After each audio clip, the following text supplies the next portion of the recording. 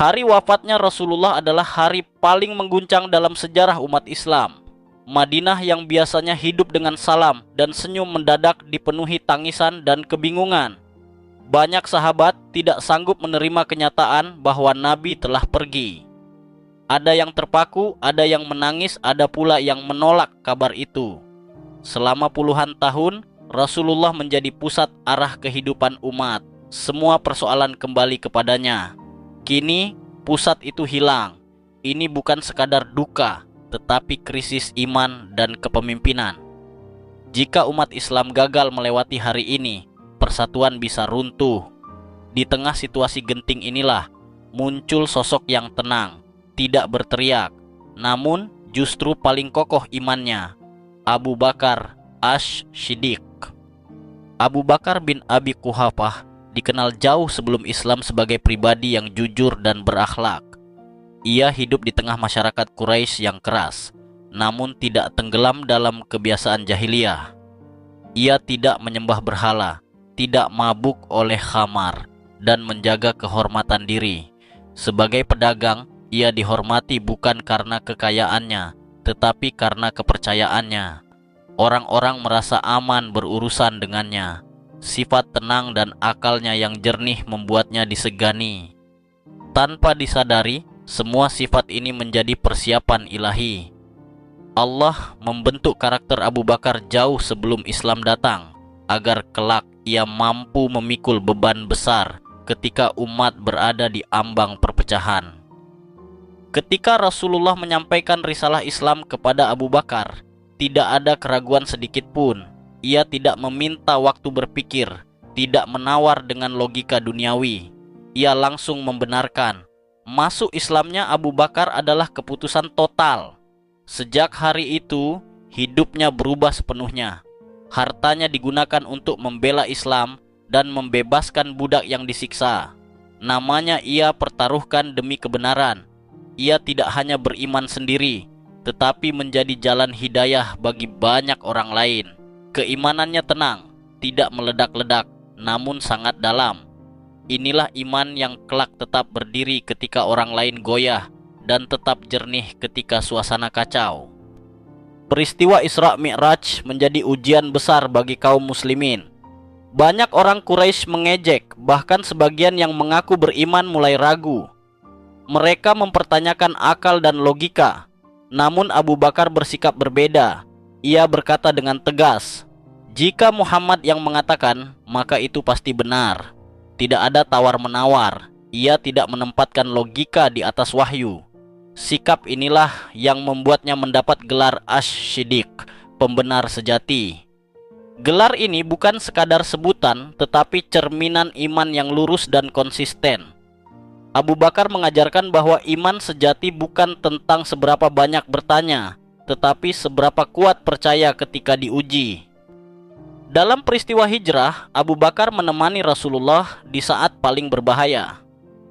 Ketika seluruh Quraisy memburu Nabi, Abu Bakar ada di sisinya. Di Gua Tsur, ia merasakan ketakutan yang bukan untuk dirinya, melainkan untuk Rasulullah. Ia menutup lubang-lubang gua dengan tubuhnya sendiri, rela menahan sakit demi keselamatan Nabi. Tangisnya bukan karena takut mati, tetapi karena cinta dan tanggung jawab. Di saat itulah turun ayat yang menenangkan, bahwa Allah bersama mereka. Peristiwa ini menunjukkan bahwa kedekatan Abu Bakar dengan Rasul bukan hanya fisik, tetapi spiritual dan penuh pengorbanan. Saat Rasulullah wafat, keguncangan melanda umat Islam. Umar bin Khattab bahkan tidak sanggup menerima kenyataan itu. Ia menolak kabar wafatnya Nabi karena cintanya yang begitu besar. Situasi ini sangat berbahaya. Jika dibiarkan, umat bisa terpecah hanya dalam hitungan jam. Abu Bakar datang dengan ketenangan yang luar biasa. Ia tidak terbawa emosi, tidak ikut larut dalam kekacauan. Ia masuk menemui jasad Rasulullah, memastikan kebenaran, lalu keluar menemui umat. Di momen inilah, keteguhan Abu Bakar menjadi penopang umat agar tidak runtuh secara iman dan akal sehat. Di hadapan umat yang kacau, Abu Bakar menyampaikan pidato yang mengubah sejarah. Ia berkata, Barang siapa menyembah Muhammad, maka Muhammad telah wafat. Barang siapa menyembah Allah, maka Allah maha hidup dan tidak mati. Kalimat ini bukan sekadar ucapan, tetapi koreksi iman. Abu Bakar mengembalikan fokus umat kepada Allah, bukan kepada sosok manusia. Seagung apapun, perlahan, kesadaran umat kembali. Tangisan berubah menjadi ketenangan, kekacauan berubah menjadi penerimaan. Dalam satu pidato, Abu Bakar menyelamatkan fondasi keimanan umat Islam dan mencegah perpecahan besar yang bisa menghancurkan segalanya. Abu Bakar diangkat menjadi khalifah bukan karena ambisi, tetapi karena kebutuhan umat. Ia sendiri merasa berat menerima amanah itu. Dalam pidato pertamanya, ia menegaskan bahwa dirinya bukan yang terbaik dan meminta umat menegurnya jika salah. Ini bukan basa-basi, tetapi cerminan kerendahan hati. Abu Bakar sadar kepemimpinan bukan kehormatan, melainkan tanggung jawab besar di hadapan Allah. Ia memimpin bukan dengan ketakutan, tetapi dengan kejujuran dan ketakwaan. Sikap ini membuat umat merasa dekat, sekaligus yakin bahwa kepemimpinan Islam berada di tangan orang yang takut kepada Allah, bukan kepada kekuasaan. Belum lama menjadi khalifah, Abu Bakar langsung menghadapi ujian berat. Banyak kabilah murtad, menolak zakat, dan mengikuti nabi-nabi palsu. Sebagian sahabat menyarankan agar Abu Bakar bersikap lunak demi menjaga stabilitas. Namun Abu Bakar menolak. Baginya, Islam bukan hanya pengakuan lisan. Zakat adalah bagian dari agama, bukan pilihan. Jika satu pilar dibiarkan runtuh, seluruh bangunan Islam bisa roboh. Keputusan ini sangat berat, bahkan ditentang sebagian sahabat besar. Namun Abu Bakar tetap teguh. Ia memilih prinsip daripada popularitas dan memilih kebenaran meski harus berdiri sendirian. Perang Riddah bukan perang ambisi, melainkan perang mempertahankan akidah. Abu Bakar mengirim pasukan dengan hati yang berat, namun keyakinan penuh. Ia tidak menikmati konflik, tetapi sadar bahwa kelembutan tanpa prinsip hanya akan menghancurkan agama. Satu persatu pemberontakan berhasil dipadamkan, umat Islam kembali bersatu. Keputusan Abu Bakar yang awalnya terasa keras, justru terbukti menyelamatkan Islam dari kehancuran total. Jika saat itu Abu Bakar ragu, mungkin Islam hanya menjadi gerakan sesaat. Keteguhannya menjadikan Islam berdiri kokoh dan siap melangkah ke masa depan yang lebih luas. Meski menjadi khalifah, Abu Bakar tetap hidup sederhana. Ia tidak mengubah gaya hidupnya secara berlebihan. Bahkan di awal masa kepemimpinannya, ia masih bekerja untuk memenuhi kebutuhan keluarganya. Harta negara tidak ia sentuh kecuali yang benar-benar diperlukan. Ia takut mengambil sesuatu yang bukan haknya. Kepemimpinan Abu Bakar bukan tentang kemewahan, tetapi keteladanan.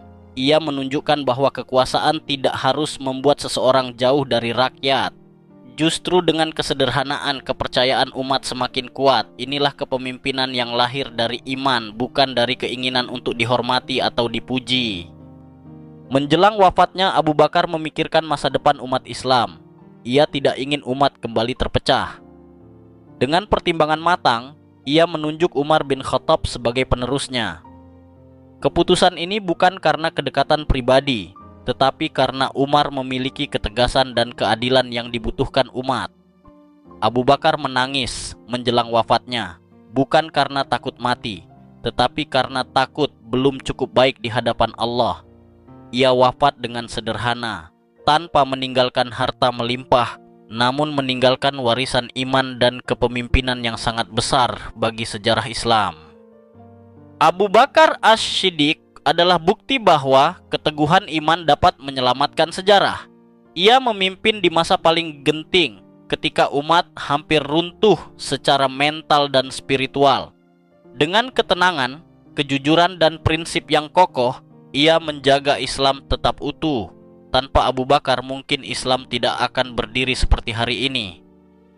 Kisahnya mengajarkan bahwa pemimpin sejati bukan yang paling keras suaranya, tetapi yang paling kuat imannya. Keteguhan Abu Bakar bukan hanya milik masa lalu, tetapi teladan sepanjang zaman bagi siapapun yang diuji dengan amanah besar dan pilihan sulit.